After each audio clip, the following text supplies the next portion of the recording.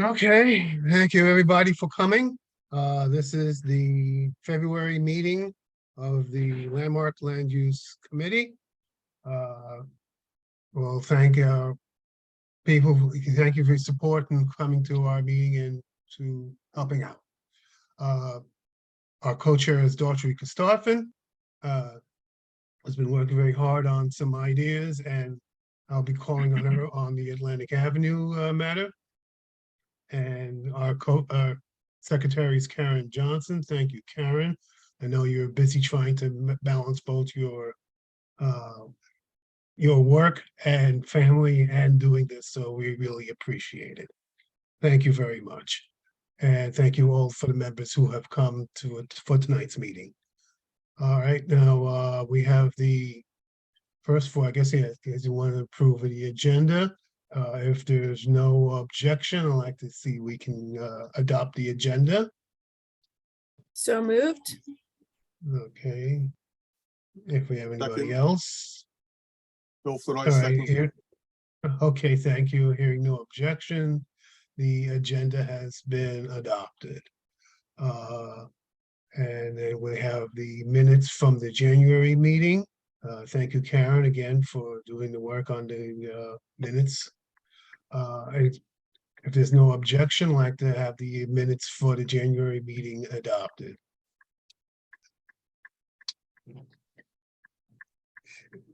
I hear no objection, so the minutes for the January meeting have been adopted. Thank you very much. Thank you, Karen, for your work. All right, now we now have opened it up a little bit for community, non-board members, non-committee members. If there are any, this is, for anyone who has any comments on the agenda. If you have any comments on the agenda, this is your opportunity to just speak about the agenda for people who are not on the board or not on the committee. I'll give it a moment. Was I supposed to download that from somewhere? No, it's not a download. It's if you want to have a comment, if you're not a member of this committee or of the board, and you wish, and this is an opportunity that we open up on the agenda for non-committee members, non-board members who wish to comment on the agenda. If you have a comment on it, fine. If not, we'll proceed with the agenda. Good evening, excuse me. My name is Francisco. Yes. If I'm the first one to present on the agenda, I just rushed and I just need a few minutes to set up on my computer. I don't know if you would like to skip me and maybe I can. Oh, you would like to, we like to switch? We want to switch? Okay, Yes. I'll ask to see if you're on 140 State, right? 140 State Street, correct. Yeah, okay. All right, what I'll do is we'll start with 33 Joralemon. As a courtesy, we'll start with 33 Joralemon. Thank you. I'll give you a chance to get yourself all together. So, Thank you so much. And hopefully you'll be ready after 33 Joralemon has been finished. But yeah, thank you for letting me know that you're quite yet ready. Don't worry. Thank you so much. Oh, you're welcome. Okay. I do not hear any comments from non-board members or non-committee members regarding the agenda. So we'll now do the Landmark Preservation Commission certificates of appropriateness. And we're going to, as requested by the presenter, for 140 State, they want a few more minutes and we'll give them that. So we're going to jump over to 33 Joralemon Street, which is in the Brooklyn Heights Historic District. And this is basically a new structure in an empty lot. Joralemon, it's almost by the Brooklyn Queens Expressway. And just bear in mind that since this is a modern or new structure, it need not necessarily be a structure that reflects or reflective of the rest of the buildings exactly around it. So just bear that in mind. The cut, this will be a new a 4-story building will be facing on the Joralemon side, and there will be on the back side of it, it'll be a sort of a 2-story structure. So, okay, well, so if it's 33 Joralemon Street, the presenter ready? Yes. Okay, go ahead and give us your name and affiliation. Yeah, my name is Stephen McNamara. I am an architect at Steering House Design and Development. That's a design and construction company that is, yeah, both designing and potentially constructing 33 Joralemon. Okay, go ahead. Great. We have you. Thank you. Great. I'll share my screen.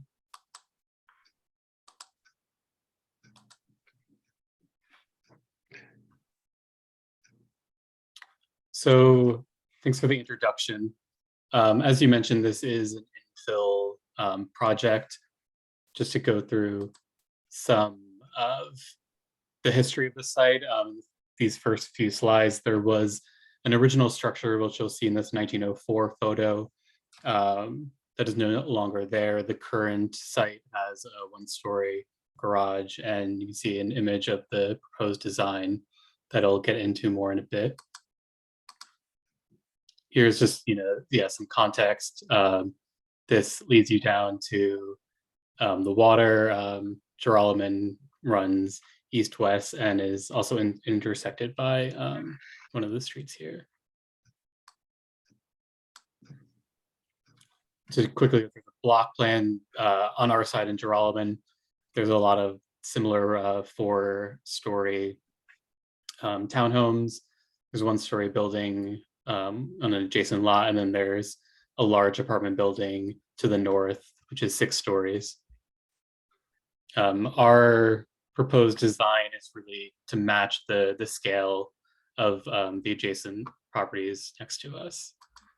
So in an axon form, you'll see the main starting point of the design is to match our neighbor to the east, which is 35 Joralemon in height. We'll have a setback, but that setback is mirroring some of the sloped roofs of the adjacent properties. The rear setback is also relating to 31 Joralemon, both the 2-story addition and then the main structure. Here's just some more context of the original building that is no longer there. And then some photos of both it in 1904 and it was gone as early as or as late as 1940. Here is the front facade today with that parking structure. And then the rear yards, here you'll see that large apartment building. And then our neighbors, 31 and 35 Joralemon. So as you mentioned, there's a contemporary take to the townhouse, but it uses a lot of references from its immediate neighbors. So we are proposing to match both the size and rhythm of the traditional brownstone windows, but these would be appear frameless from the outside, but proportionally they would keep the same rhythm. We're also proposing to carry the lintels, which march down Joralemon in this design as well. We are proposing to have a garage, which I'll reference later, was included in a previous landmarks acceptance. But as you can see, there is, we're carrying those kind of geometries from the neighbors to match the scales. So, in the rear yard, there's a little bit more transparency in it, but it still keeps, the strong, simple structure of a traditional townhouse.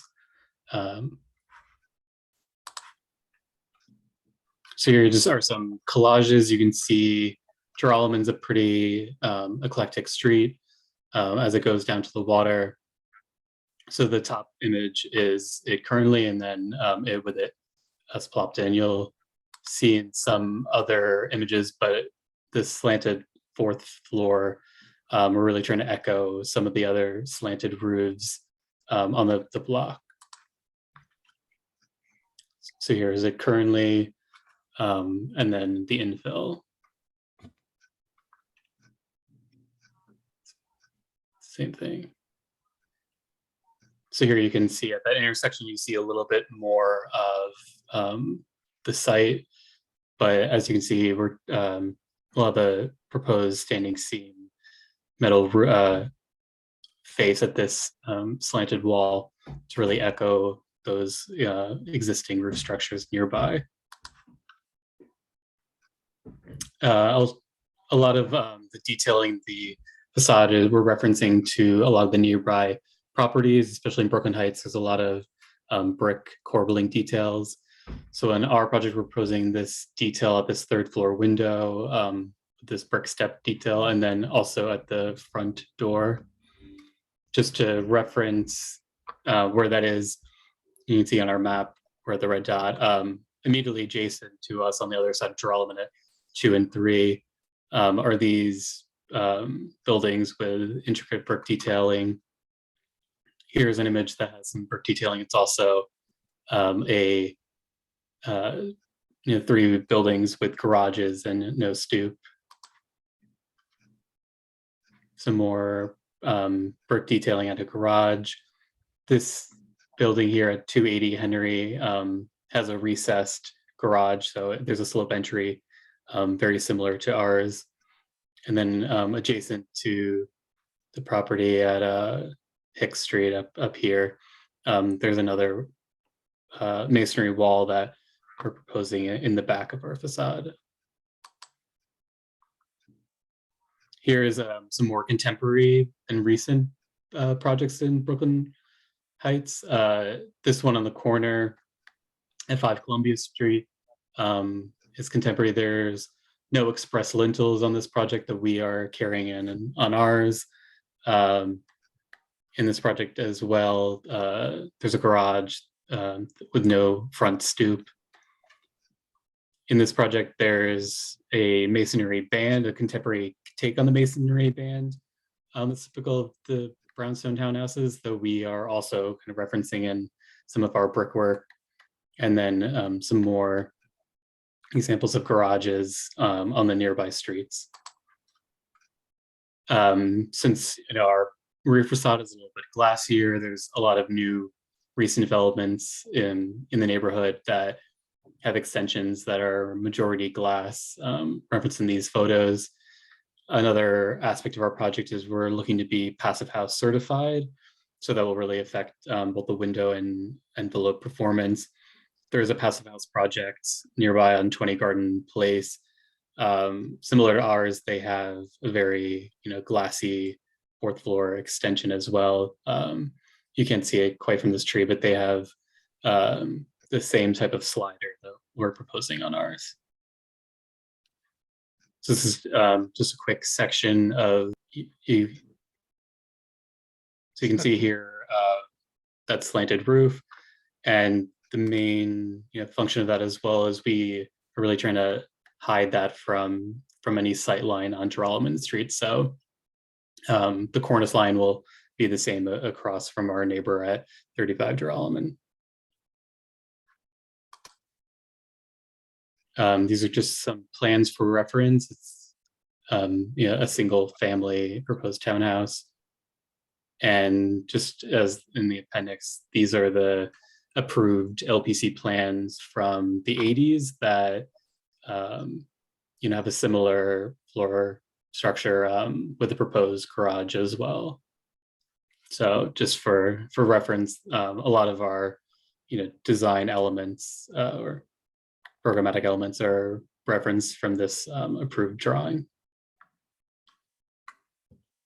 So that's really it. Okay, thank you, Mr. McNamara.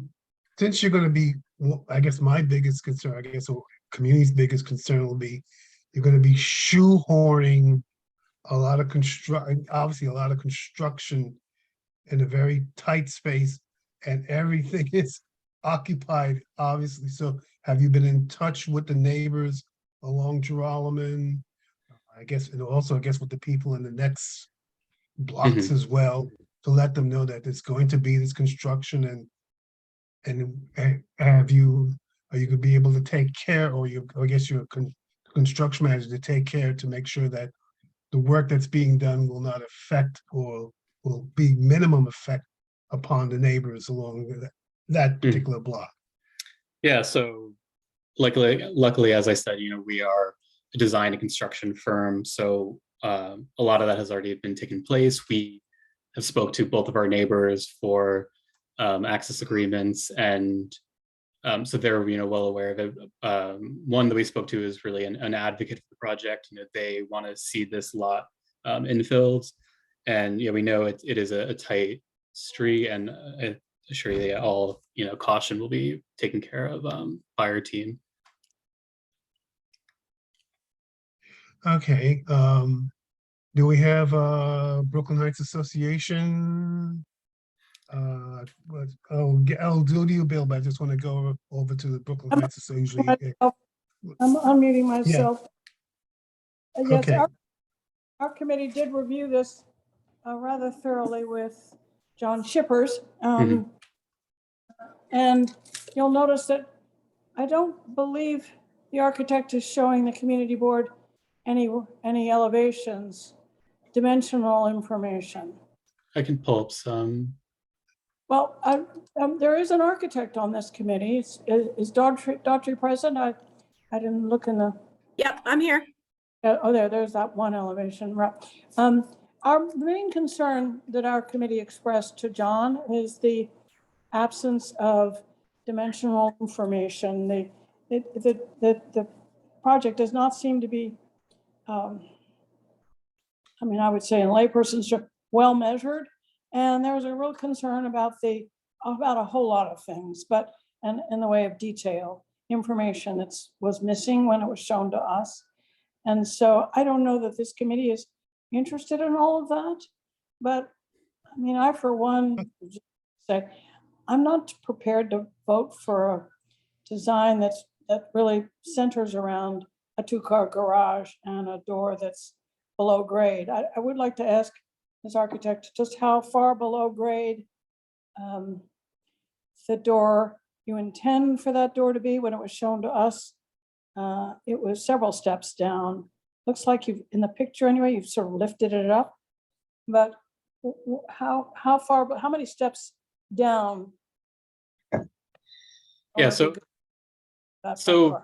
first, to clarify, this is a 1-car garage, and we're proposing a typical 20-degree slope from the existing sidewalk, and it'd be 5 steps down to that front door. Okay. For clarification, just so the committee understands, this design has not been approved. There was an earlier Joe Murs design, was approved, was never built. And this is not the same. So just so that everybody understands that, while I think the applicant expects it to be grandfathered, and the DOT did permit, or at least apparently was considered grandfathered at the time that Joe Murs made a design on it, his front door would not have been this low. And I don't think the garage would have been such a significant slope. So I don't think the committee should get confused by that earlier 1980s plan, even though the Landmarks Commission did approve it. This is a different plan.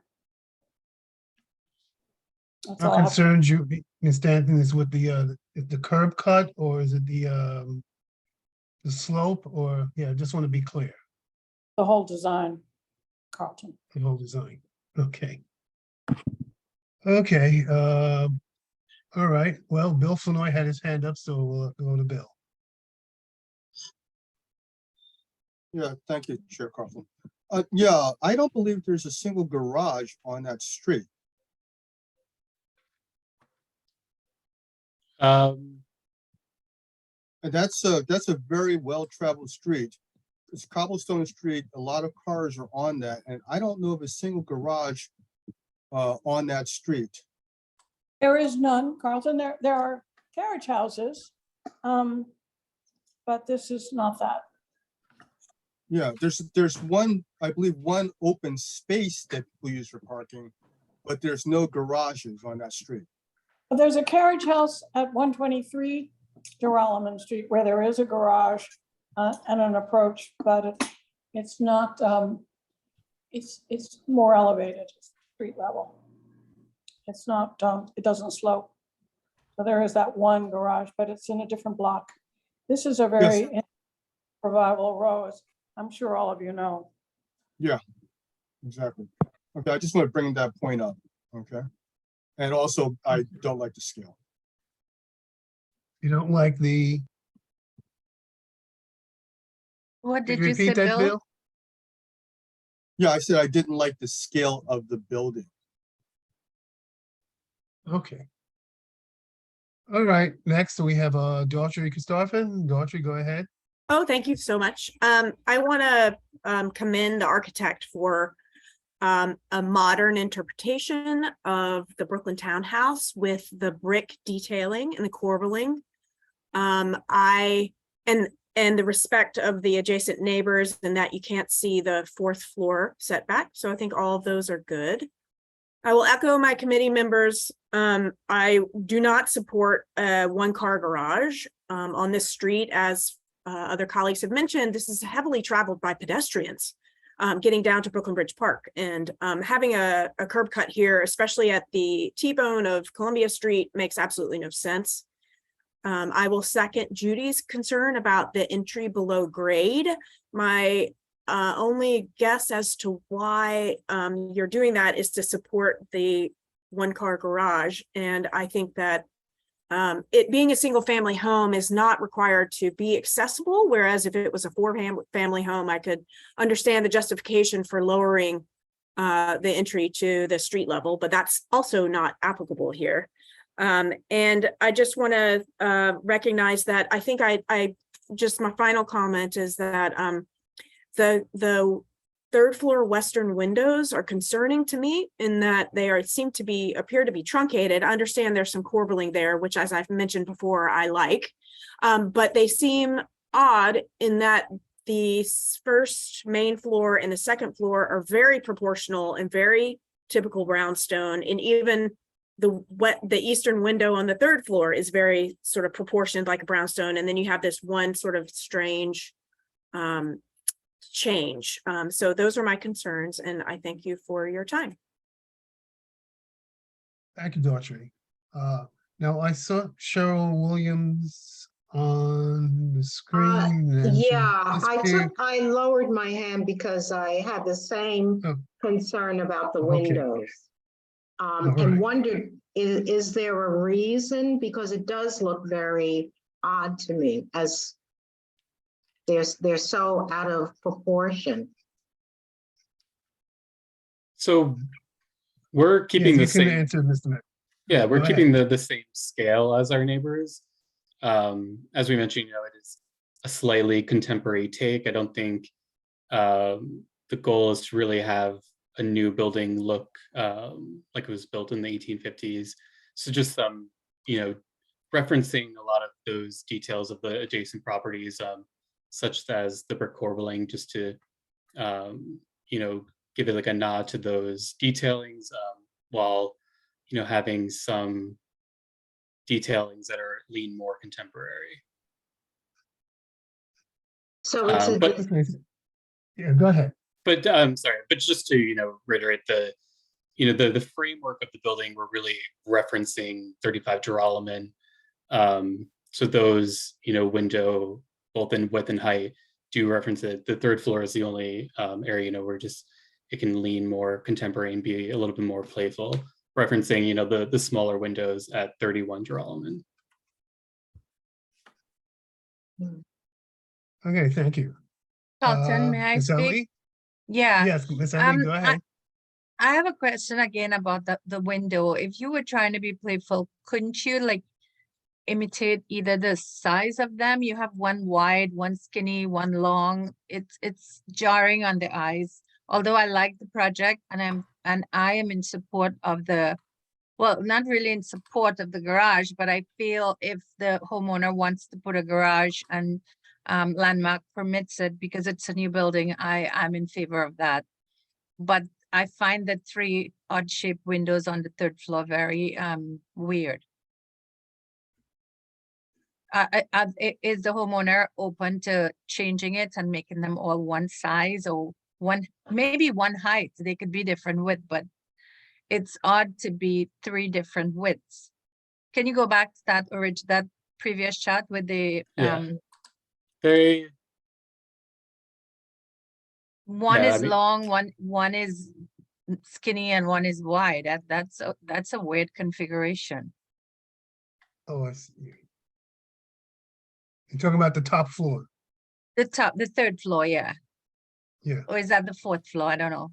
the 3rd, yeah. But yeah, these are the same width of windows. Yeah, the height changes between the middle. Well, and they're not the same width. The one on the left is much wider. Yeah, this one's, bridges the difference, but window 8 and 9, same width. It's very unusual to me. It's jarring to see, but I guess it may be high up like that. Nobody would notice it, but it's still within visibility from across the street or wherever else. But I'm not opposed to the garage if the landmarks allow it. I think because it's a new building in a landmark space, it doesn't have to look like others if others don't have a curb cut or a garage. Some of them use the carriage house as either apartments or for garage in other streets. So it's not unheard of. It's not because Joralemon doesn't have one, it should be prohibited. That's my Okay, statement. thank you. Okay, thank you, Ms. Ellie. Ms. Stanton, you still have some more you want to point out? Yes, Carlton, thank you. I just wanted to clarify that neither I nor the Brooklyn Heights Association has an issue with contemporary design. In fact, we prefer it. We recommend it in the historic district. We want buildings to be clearly seen as contemporary. That's not the basis for the objection that I raised on personal behalf. And also, there's just a lot of concern that this building is not yet ready for prime time. It's not, we're just concerned that what we see in renderings may not actually be exactly what's built. It appears that the landmark staff thought it was ready to go to the commissioners, but maybe when the commissioners review it, they'll have the same concerns that the BHA does. That was all I wanted to say. I don't want to get into the weeds here. Okay, thank you. And any other comments from committee members or board members? Hearing none, do we have a motion? One way or the other?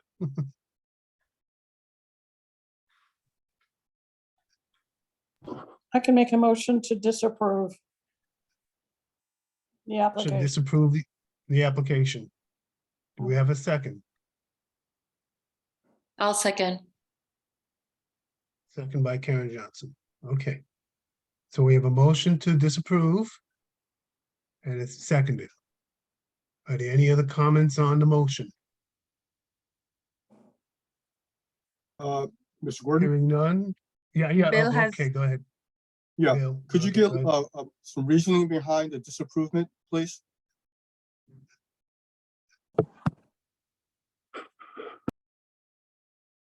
Judy? Yes, if you'd like a reason from me, it'll be quite simple.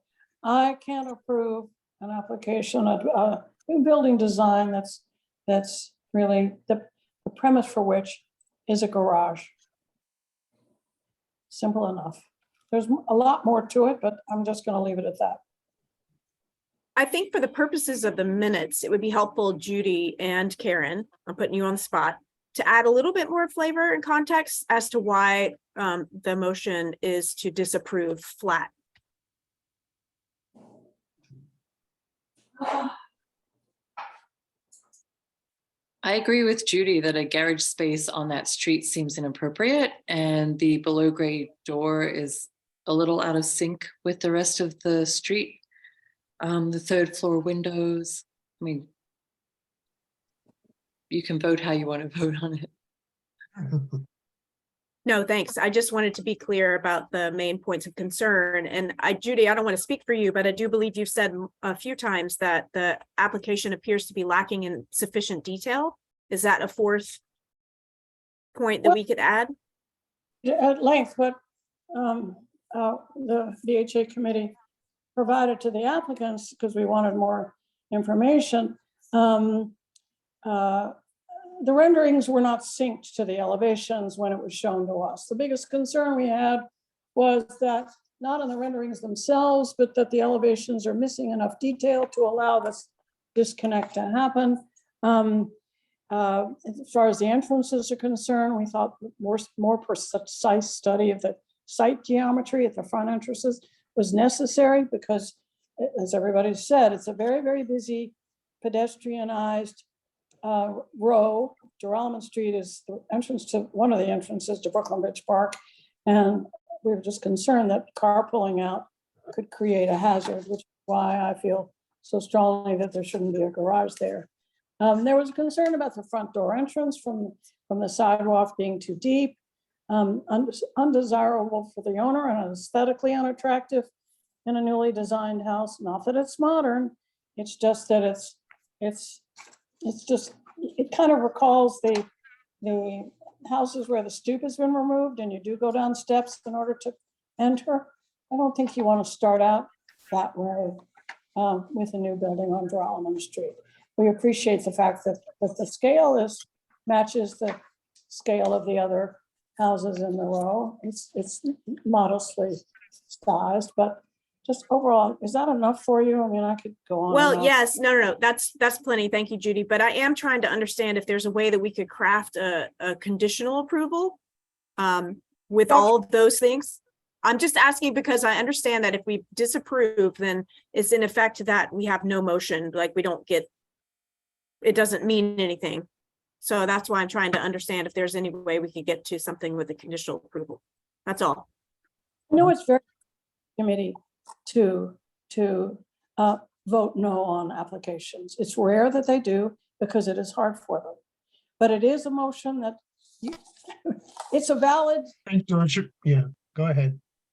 This I just wanted to point out to Daughtry, I think the big thing that's really kicking it against is the garage.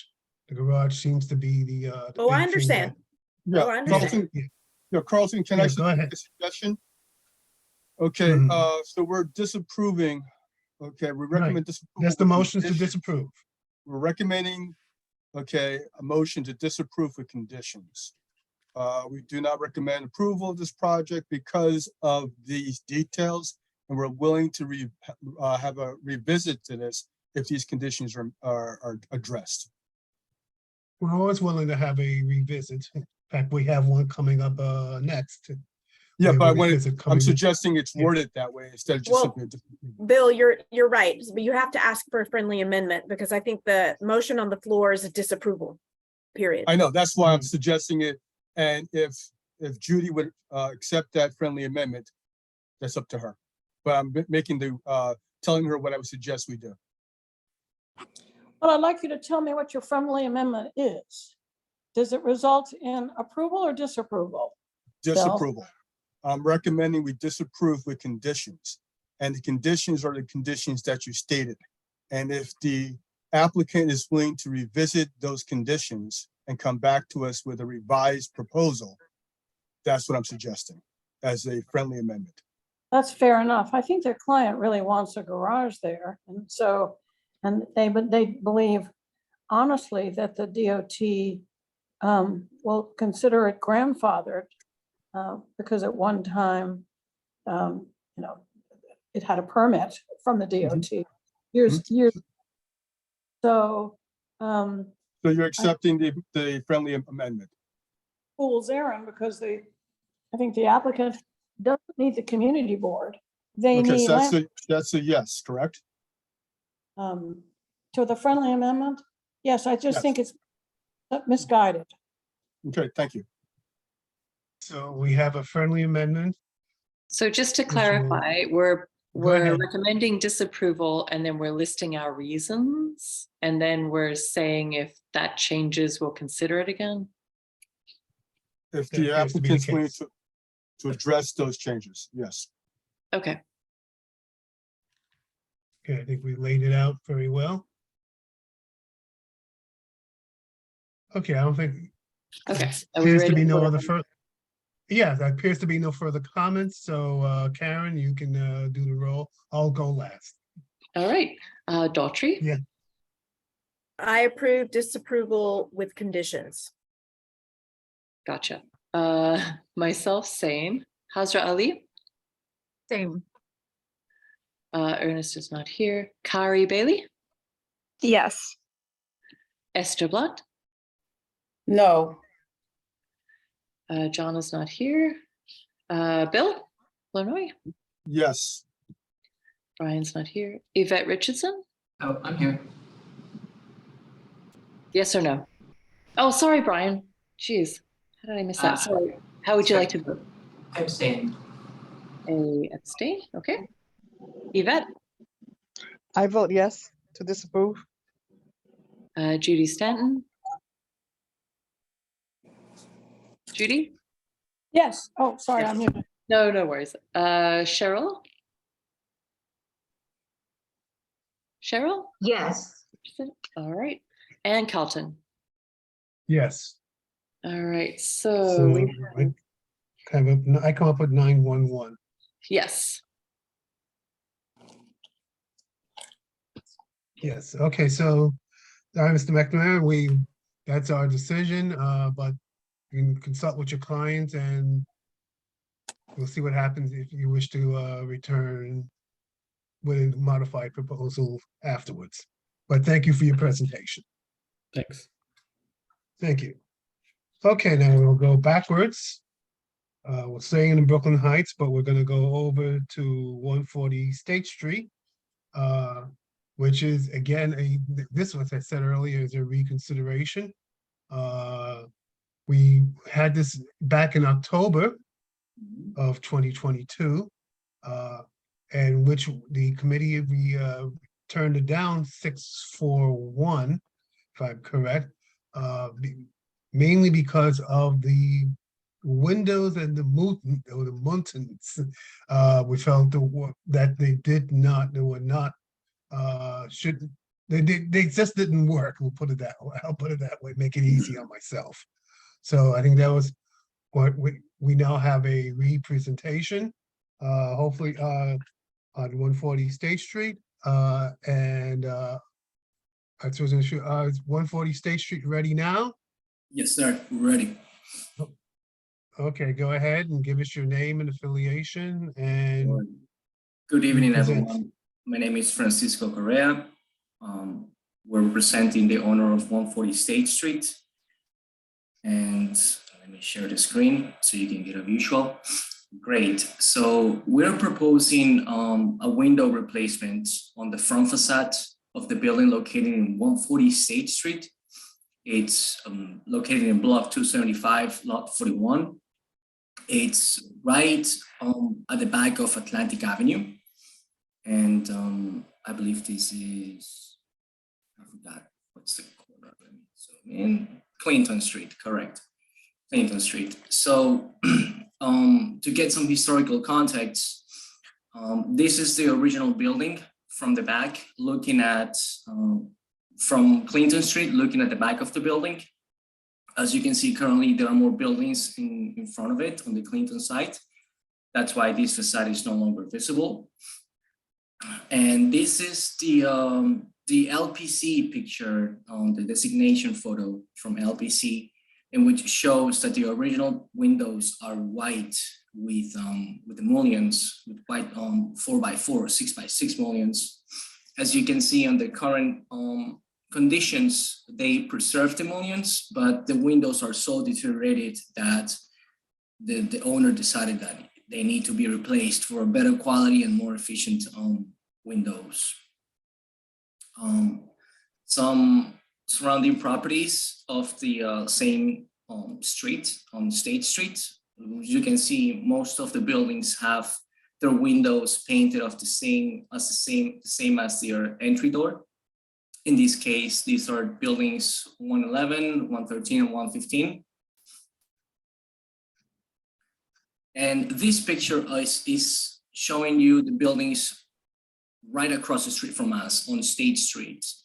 What we're basically trying to do are keep the windows black and have the entry door black as well, but also maintaining the historical context of the windows with the mullions.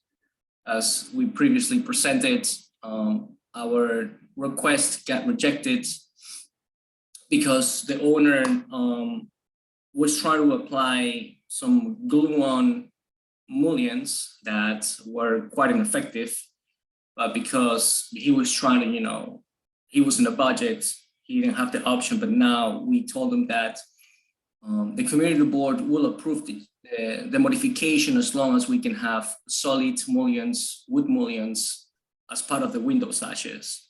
As you can see on the rendering, this is exactly what we're proposing, which was a condition presented to us in our last presentation.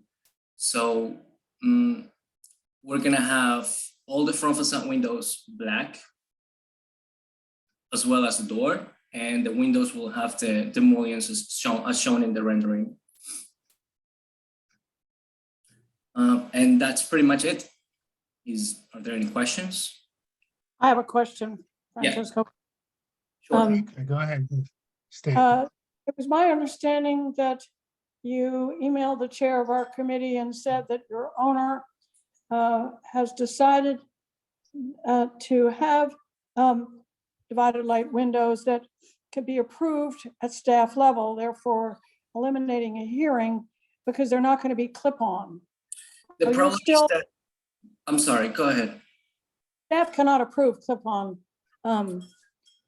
mullions. So what is it? Are you proposing true divided lights or? Yes, correct. We're proposing true dividing lights with that are part of the window sash. So you will not need a public hearing for that.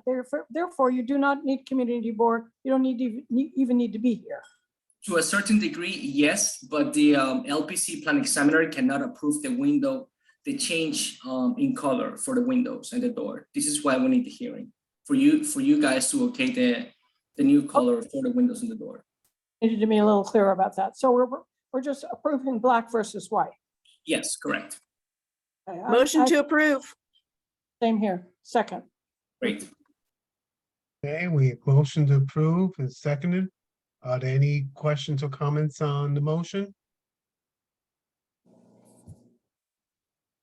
Hearing none. Karen, you can start the count. Great. Mr. Chair, point of clarity, Mr. Correa, Yes. Yeah. in addition to the change from white to black, is it also true that the muttons are both interior and exterior versus the original application, it was interior only? Correct. They will be interior and exterior as Thank well. you. They're divided lights. Okay, Yes. are we all set? Great. Okay. Dawntree? Yes. Myself, yes. Hazra? Hazra? Is she there? I'll come back. Kari Bailey? Yes. Esther? Well, Yes. Bill Flournoy? Bill? Yes. Brian? Yes. Yvette? Yes. Judy? Yes. Cheryl? Yes. Hazra? Okay, maybe she left, sorry. All right. Motion, sorry, Carlton. I'll give my yes also to that. Excellent. 1, 2, 3, 4, 5, 6, 7, 8, 9, 10. I come up with 10-0-0. Yes. exactly. Yes. thank Okay. you. All right, we got that one. Okay, thank you. Thank you so much. Have a great evening. All right, you too. Thank you. Have a good evening. All right, now we're gonna move down the block, so to speak, over to Boerum Hill and 216 Wyckoff Street. And this one is a concern about the front door because it's a replacement door after a home robbery that, unfortunate incident that occurred. So they're trying to see if they can modify the door or the entrance, I guess it'd be the main entrance door to 216 Wyckoff Street in Boerum Hill. And is the presenter there? Hi, yeah, I'm Vasil, I'm the owner. Actually, I did replace the door in 2019, so this is an attempt to legalize the change that already happened. So let me share my screen.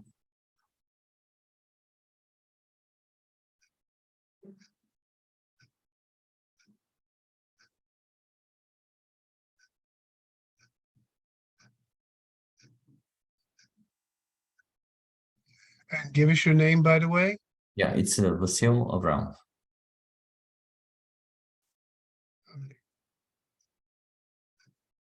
So this Mr. Obama, could you enter full screen, please? is it not full? Like I'm only sharing the one. Oh, okay, there. And if just zoom in maybe? Yeah. It just depends on how my screen. Okay, thank you. So just let me know when this is good. No. We just see half of a door. No, sorry. I just that's just the title slide. I'm gonna scroll through the other slides. So the property is located between Bond and Nevins. That's the exact address here. There's a number of row houses all dating from the late 1800s. So this is a picture of the property from, I guess, the early 1900s. You can see the original door. That was replaced by the time I ended up buying the property with, actually, that's a door that should have been an internal door. It was a thin plywood door. And there was a break-in, and then I just went ahead and changed it. I changed it with this door, which, as you can see, I'll zoom in the next slide, but it has, it's a couple inches shorter, so I ended up adding this trim. So that's really the main change.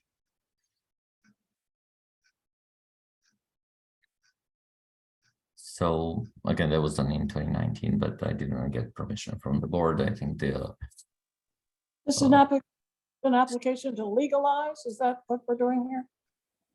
I'm sorry, I'm not hearing you. Is your application to legalize the? Yeah.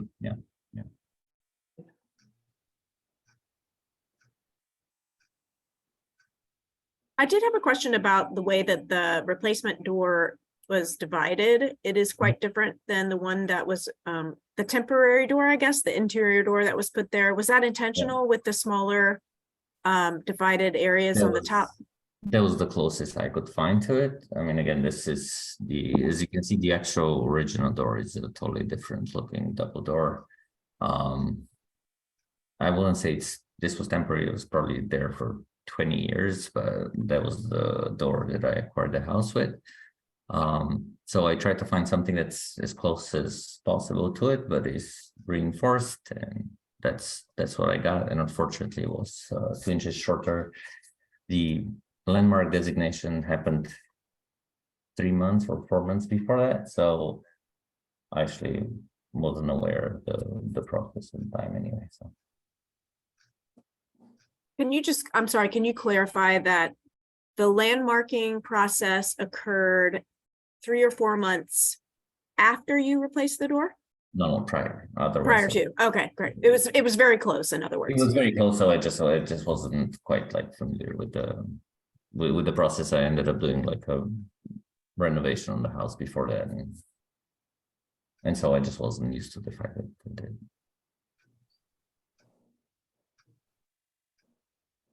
So, okay, this is your presentation. Basically, this is you ask us to approve the replacement door. yeah. I mean, because the staff approvals, because I ended up adding that bit of trim here, they couldn't approve it. Okay.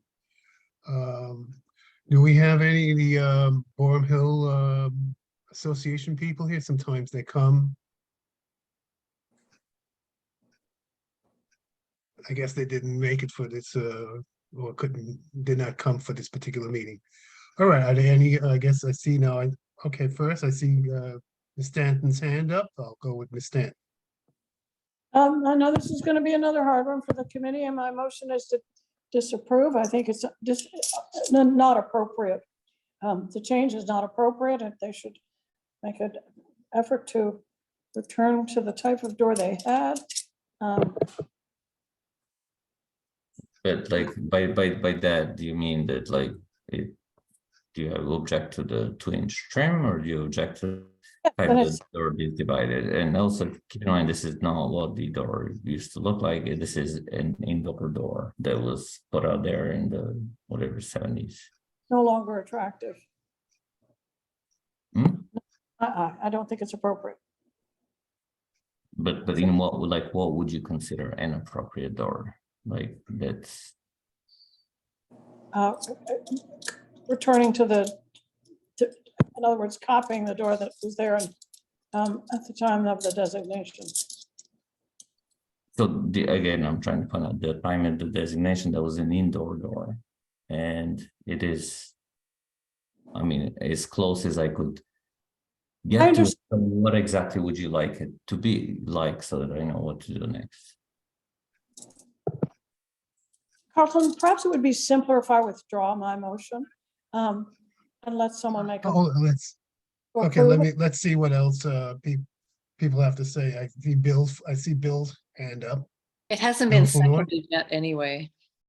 Yeah, so let's hold on that. Bill?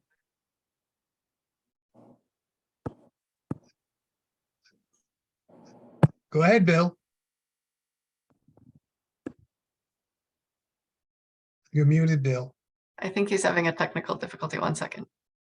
Yeah, sorry, I was looking at something else. Okay, all right. question. Okay, I'm not clear about a couple things here. Now, originally, this house was not in the historic district, is that correct? So the Wyckoff Street, that block between Blonde and Nevins, was made a landmark block in 2019.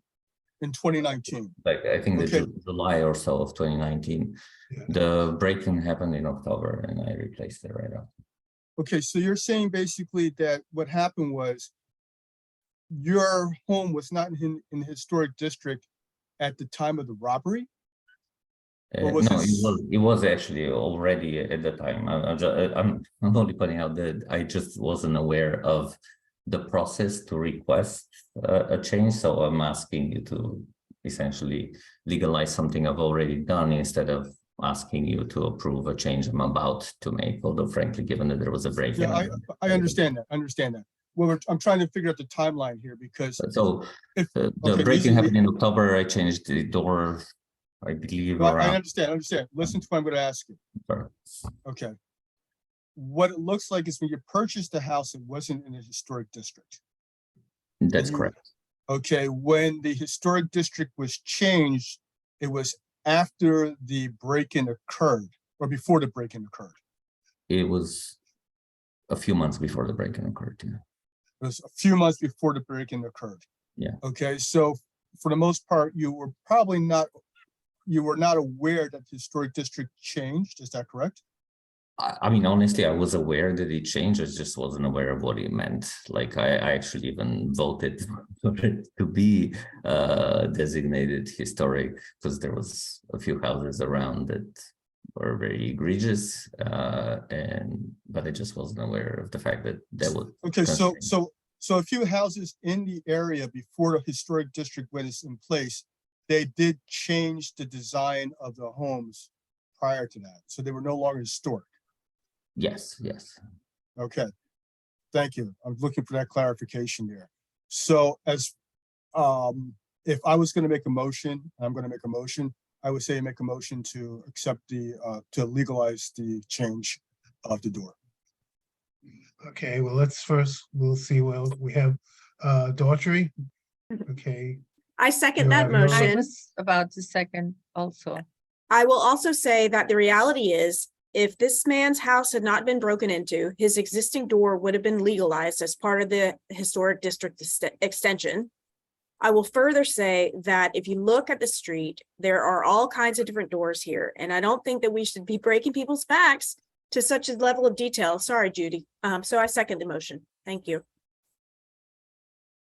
all right, so we have a motion now for approval of the replacement door from Bill and second by Daughtry.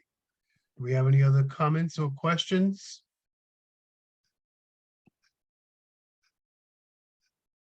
Okay, ready for a vote? Okay, yes, go ahead. Kat. Let's go. Daughtry, Yes. myself, yes.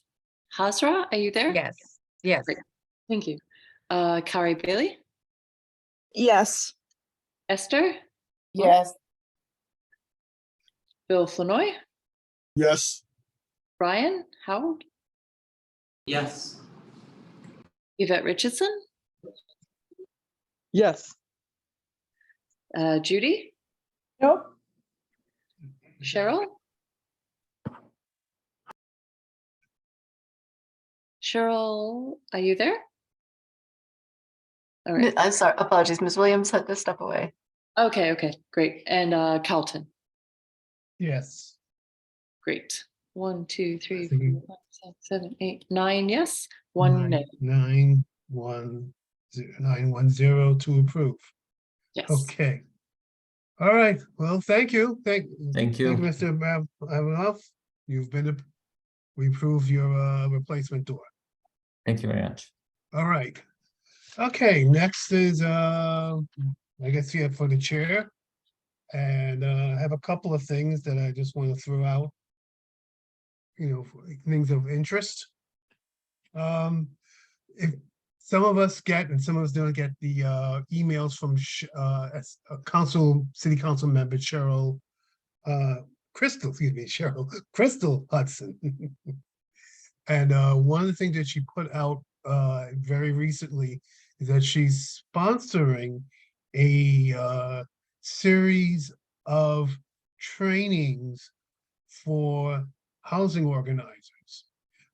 This is something that the concept goes back for decades, and especially we had a lot of housing organizers, younger people or semi-younger people would go in there, helping tenants, giving them advice and pulling them together, and necessarily helping to bring them into court. So it's you may know people who are interested in being housing organizers. Councilwoman Crystal Hudson has this program going, and you may or maybe even you may be interested in going in yourself. Okay. Second thing that I've been discussing with Karen recently is the New York City Housing Authority, which is a big, huge problem. I think we all know that.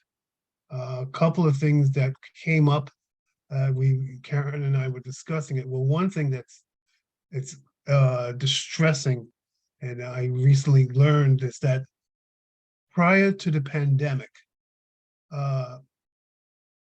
New York City Housing Authority collected approximately 90% of its rent roll. You know, the tenants were paying that, 90% of the tenants were paying the rent to the housing authority. At this time, after the pandemic, that has dropped to 65%.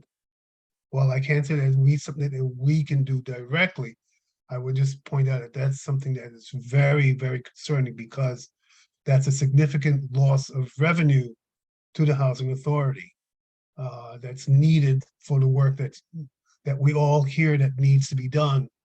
So I don't know if it's something that housing organizers can do.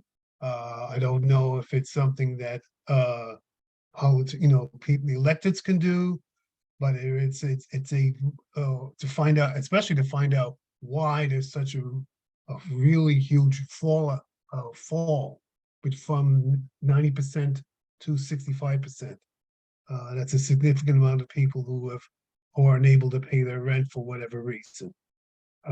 And as part of the NYCHA thing, and Karen and I were discussing this, we've also heard that there are a number of vacancies. Now, we've heard all kinds of stories as to there are a lot of vacancies, there are a few vacancies, and we were thinking, is there any way that, and I'm going to throw this one over to Taya, and I don't know if we can do anything, Taya, to find out, especially for the projects, as I used to call them, in our board.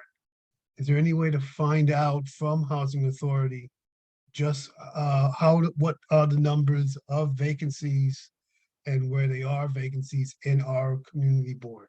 Is there any way to do that? If we can, we request that? Can we get that information from them, or perhaps not, but at least is there a way to do that? We have asked in the past, and they have said that they're not able to offer information at that granular level, but I actually just noticed something related to this that was pushed out recently, so they may have the data, and I'm happy to pursue. Okay, thank you. Because it's something, if there are vacancies that are sitting there, we can maybe at least see if we can get some people to get in there and start paying rent and occupying the vacancies, because one of the things that we're very concerned about, of course, is affordable housing. And even though the rents at New York City Housing Authority have gone up, they used to be very, very affordable. Now I'll say they're somewhat affordable. They're still better than, let's say, the private market. And we want to try to see if it's possible to at least get some people into those vacant units, if they have them. If they have them, of course, we have to find out if they have them. All right, and one other thing that— say one thing related to that. I think we yeah, need go ahead, Karen. one of my friends is in a project in Williamsburg, and what they're doing with that project is turning it into Section 8, which is a different funding mechanism, as you probably all know. But it kind of takes it out of New York City and puts it into a federal level. And I feel like when they give us this amazing opportunity, oh, we're going to do Section 8, we're going to make every unit up to code and all this, there's some downsides to that. So if that is presented in our district, we need to kind of be a little wary, because it does displace people. But that hasn't come up yet, I don't think. Anyway, that's my addition to that. Thank you. Could I ask that you two, I'm putting you on the spot here, try to Okay. find out what's happening with the NYCHA projects in our district in regards to that. I know you requested vacancy information, and Taya said she would help with that. But if the projects are converting to Section 8, it means they're changing ownership. Right, that's true. So I'm not sure that it's happening in our district, but it did happen in Williamsburg. So that's a good thing. Let me put that on my list. Thank you. Thank you, Karen. Yes. No, of course. Yes. Yeah, well, especially I think because I know, well, I used to live years ago over in Hoyt Street, and this is just inside our board, but you have the Gowanus houses, which I think are in the next board. And I always was aware that they were the biggest concern of people in Gowanus houses was that they saw well, in fact, you know, as the, excuse me, as the neighborhood improved, they were very, very concerned that would they stay in their location. They knew that especially when it's right, the Kiwanis houses are right next to Boerum Hill, what's considered Boerum Hill. And they look across the street and see the improvements in Boerum Hill. And there was always some concern that, can we stay? Will we be able to stay? I don't know now. I haven't heard anything from that side lately, but there was always something, especially because even our NYCHA houses are in this location have value. So that's a possibility that something could happen. Who knows? But I agree with Karen. It's let's see if it's something that's, if they are trying to change, are they holding off a lot of these units because it's one that will be that they could use to bring in additional capital. Who knows? All right. And one last thing I wanted to bring up. Actually, Mr. Gordon? Flip. Yeah. Yeah, I wanted to also have a conversation about this also, if that's possible, sir. Yeah. You want to? Yeah. Okay, go ahead. Yeah, I'm just kind of curious about the financing itself. If in fact they go to Section 8, the current financing as far as the repairs are concerned, where would that then come from? Would it still be funds coming in? Because you have funds coming in now, billions of dollars for repairs in the NYCHA housing that have basically going down a rabbit hole. I think Section 8 is federal. Section 8 is privatized ownership. The Section 8 is just the section of the code that requires the new owner to make up the difference between the 30% threshold of affordability from what a tenant earns to what the market rate is. The market rate. Yeah. So Okay. the federal government pays the difference, right? So the individual carries the voucher to the landlord, and the Correct. landlord gets the difference between what 30% of what they can afford, what they earn, and the market rate. That will not affect- Fair market rate. Yeah.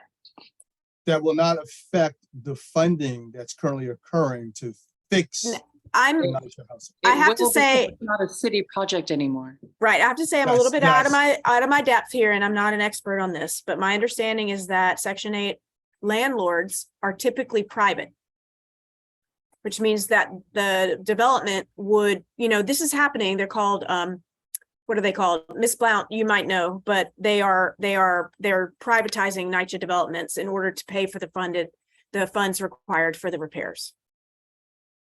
For the repairs. Okay, just wanted to make sure that, because I'm curious if in fact it does go to Section 8, if those funds will no longer be available. It's two different things. It's like NYCHA is city and Section 8 is private federal. So it's not like the city doesn't pay for anything then, really. But you're taking city property and you're putting it in a whole separate. This Section 8 is a coupon that the renter has, and the federal government pays 70% of what the rent is. Mhm. I'm I understand actually that. vetting someone now to accept their Section 8 because I have a number of units that's already accepting the city voucher, which is called HEAP, which pays $22.50 for a 2-bedroom.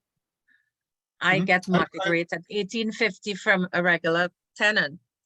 I understand that, city is Hezra. paying I higher understand that. and okay, so the building itself needs not be a Section 8 building. It could be a private building where the owner is accepting the voucher in lieu of somebody who gets vetted and end up not being able to pay their rent because they're paying 100% of the rent, whereas this time they only have to pay 30. The Fed is paying 70. I understand that, Hezra. I wasn't talking about that piece. I was talking about something else. So I missed what then you were asking. And Oh, look, sorry, somebody, she put up some information. can we clarify that there's no such thing as a Section 8 building? Every landlord must, I think in New York City, must take a Section 8 Accept the voucher. The building Correct. would be private, not NYCHA, but the building is not have anything to do with being in Section 8 or not. there used to be Section 8 buildings. The whole building was Section 8. I lived in one, so they did away with a lot of the Section 8, the way it used to go, but there used to be entire buildings that was Section 8. I can give you the address, 572 Green Avenue. But anyway, between Marcy and Tompkins. But there are, or there used to be, because everything changed, whole buildings that was Section 8. And then you have landlords who accept Section 8. So it's not just one size fit all. And then I think another piece that's happening with New York City housing, and I'm not too clear, is that developers are buying New York City housing projects. There's one in Manhattan that a private developer bought. So now this is no longer city or feds, and they are making all kind of promises to tenants and saying they keeping the rents low. And then the rumor is that in 2 or 3 years, it's going to go up sky high and they're going to be evicted. So I don't know how to look into that, but I may find a way. And that's the point I was getting to. Thank you, Esther. Thank you, Bill. Thank you, Esther. I think, yeah, we made some good points. At this point, basically, we're just trying to get the information. And perhaps as we get more information, maybe we can at least put the electeds on notice that this is something that we're concerned about. One more thing that I wanted to bring up, and actually I'm going to throw it over to Daughtry. I don't know if she was ready for this. Actually, we wanted to talk briefly about the Atlantic Avenue program that she's a member of, and if you want to give us a couple of moments, Daughtry, as to I know they started having a meetings, and can you give us a little update as to how that's coming? Yeah, sure. I sent you guys all an invitation flyer last minute, apologies. But I am on the steering committee along with Lenny for the Atlantic Avenue Mixed Use Project. And what's interesting about this process is that it's in effect a community planning process. We might have some issues about how the community planning is going about, but it's more community based than anything that really has ever been done to date. On Monday, there are 3 committees. On Monday, the land use group met, and it really was a shared experience with community members. There were union members there. There were steering committee members there. It was heavily facilitated, which I'll reserve my editorial comment about that. But for the most part, it was great. There was conversations at tables where people shared ideas and came up with common themes about the things that they considered the most important in not just the limited Atlantic Avenue mixed use district, but really thank you, Taya, for the where the black dash line is. They kind of asked us to look a little bit further afield past, about a quarter of a mile or even half a mile beyond. And one of my takes was that you can't really rethink Atlantic Avenue without really rethinking all strategies. And so I was about to hit you, Bill, by saying, I'm sorry that you couldn't meet or make it tonight, where the second group met regarding economic development and job creation. Just a quick aside that this was born through Community Board 8 in 2014, I think it started. They made a presentation or a request of the Department of City Planning to reconsider rezoning Atlantic Avenue in a way that created affordable housing, but also maintained a lot of the manufacturing, a lot of that currently exists on the property.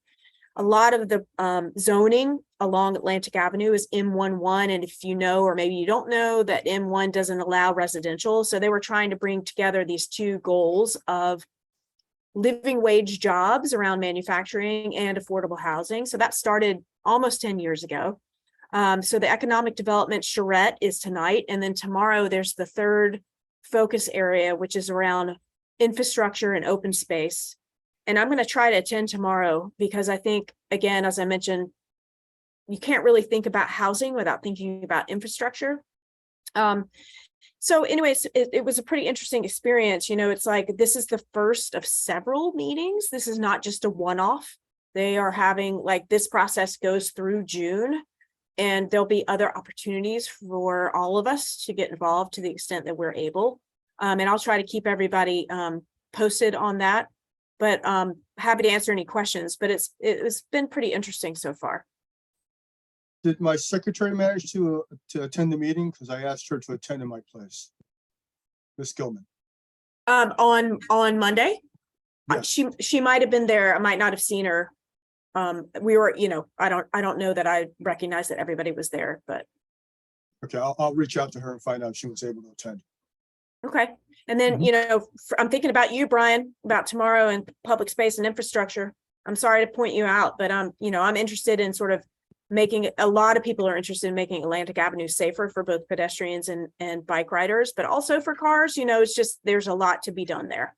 So stay tuned, and we'll see how it goes. I'll report back intermittently between now. I think the process goes through early July. Is the meeting at 6 o'clock? Because tomorrow's transportation committee. Oh, yes, at between 6:30 to 9. Yeah. Are they being recorded by any chance? Because They're not, because it's in person, and it's a lot of the agencies are there. So I'm expecting, so HPD and city planning were at this meeting on Monday. I'm expecting tomorrow to have at least DOT there, if not other people like TA and other sort of non-official agencies. Someone must be taking the minutes at least. Well, there'll be reports that have come out, you know, they're collecting all the data. There were 10 tables of people from all walks of life who sat down and sort of had this conversation together. I'm sure they're collecting notes, and we'll issue an update. And the steering committee meets, I think, not next week, but the following week. And I'm sure that there'll be a report out. I'll share whatever I get. Yeah, thank you, Dr. That's I the know best you way to will do be in the mix. Yeah, I think that's the best way to do it, because I think we all have various commitments, but I really appreciate Daughtry's she's committed to this group. That's why I wanted to have her discuss it. And if other people can, you know, join in as well, fantastic. But it's, I know we have all these committees and other things that we have to do. So, but we thank you, Daughtry, and will keep us posted as to what comes out of this. All right, that next thing is we'll go over to the open for the community forum. Any non committee members, non-board members that wish to have any comments or questions about anything that we've been doing, or anything that they wish that you have in mind? I'll hold for a moment. Mr. Vidicombe is here. Vinicombe, Okay, sorry. Oh, Bill Vinicombe. Okay, well, I can tell Bill right now. Yeah, I see his hand up. Well, I can see. I can report that the board has approved and sent on to the Landmarks Preservation Commission a request for them to look into the 182, 184, 186, and 188 Duffield Street. We are concerned with the that there may be deterioration at those particular historic houses, and we've approved we had a motion, and that is to be sent on to LPC to say, look, this is something that you guys should be looking into. Bill, okay, I had Bill Vinicombe up there. I don't see it, but I hope that our effort at least does provide some help. Well, I thank saw you. his hand up, and then now I missed it. Okay, there you go. Thank you, Go Chair. ahead, Bill. And I just wanted to thank you for that. And I also, there was a suggestion of sending something to the LPC regarding buildings that may be deteriorating in our area. And I took care of that with an article on what's currently happening. So thank you for your help on that. And I've also reached out to the councilman, and the church has been involved. So thank you for your help on all of that. I appreciate it. Thank you, of course. Are there others? Hopefully not. Hopefully that this is a unique situation. I do know that the buildings were sold by, and I was looking it up in the on the ACRIS directory of and Department of Finance. They were sold in December 27th of last year. Of course, we can't really tell who are the real people behind it. These limited liability corporations are listed as the deed owners, and that just tells you that's just some some bodies. It doesn't tell you, doesn't give exact names, but we'll see just where the situation stands. I appreciate you doing it so quickly. I really thank you all for doing that. Okay, well, thank you. We try to, that's part of our, it's part of our remit, so to speak. Okay, thank you, Bill. Have a good night. Thank you. All right, are there any other comments or questions from the community? Hearing none, is there any new business from committee members or board members?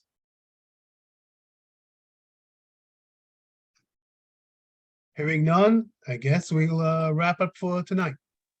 Can I make a Motion motion? to, Yeah, go ahead. go Judy. Motion to adjourn? Yes, unless you have Second. do you have something else? Oh, Yeah. wait a second. I needed to say something. Bill. Okay, go ahead. Bill. Happy belated Valentine's Day. Ah, We'll take that's my that. fault. I was going to actually say, I hope everybody had a good Valentine's Day. Karen, I hope you had a good turnout for Valentine's. No? Not so Oh, much, well. but this weather is helping, so get out and enjoy it. Yes, exactly. Good night, everyone.